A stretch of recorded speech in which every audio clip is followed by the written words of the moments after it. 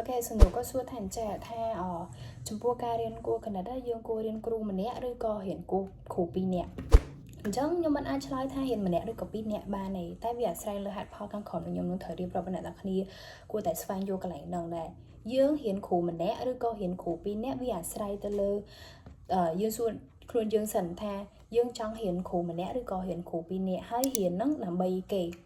ទី1ដើម្បីដោយសារតែគ្រូរបស់យើងធ្លាប់រៀនហ្នឹងគឺការបញ្យល់របស់គាត់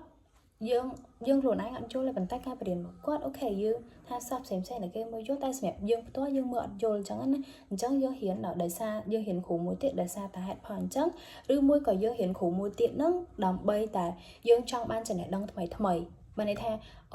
យើងរៀនគ្រូមួយបានចំណេះដឹងមួយអញ្ចឹងយើងរៀនគ្រូមួយទៀតគេលោកគាត់មាន technique អីផ្សេងអញ្ចឹងណាអញ្ចឹងយើងចង់រៀនមួយគ្រូមួយទៀតដើម្បីស្រូបយកចំណេះដឹងអញ្ចឹងទៅអាហ្នឹងអាស្រ័យលើយើងសួរខ្លួនឯងថាយើងរៀនដើម្បីអីគេហើយចំណុចមួយទៀតគឺយើងមានលទ្ធភាពអត់តែខ្ញុំគាត់ថាលទ្ធភាពហ្នឹងគឺវាអត់សំខាន់ទេបើសិនជាយើងមានចិត្តចង់រៀនគ្រូមួយទៀតមែនយើងអាចសន្សំលុយបានព្រោះយើងអាចបង់ជាខែអញ្ចឹងណាអញ្ចឹងយើងអាចសន្សំលុយតិចទៅយើងអាចបង់គ្រូមួយទៀតបានហើយអញ្ចឹងថាលទ្ធភាពគឺវាមិនចោតជាបញ្ហាទេហើយមួយទៀតគឺកុំរៀន2គ្រូដោយសារតែយើងចង់លុយអ្នកខ្លះខ្ញុំនិយាយអ្នកមួយចំនួនណាគាត់រៀន2គ្រូដើម្បីតែមើលទៅលុយគាត់មានអំណួតលើខ្លួនឯងកាលណាគាត់រៀន2គ្រូមើលទៅអែមតែប្រយ័ត្នខ្លួនឯងស្បៃគិតមើលឲ្យច្បាស់យើងរៀន2គ្រូដើម្បីអីគេឬក៏ដើម្បីតែភាពលុយឆាយទេ no មែននេះកុំធ្វើចឹងអីនឹងវាខាត់លុយហើយមួយទៀតគឺយើងអាចគ្រប់គ្រងពេលវេលាបានអត់ការរៀន2គ្រូហ្នឹងណាអ្នកនរគ្នា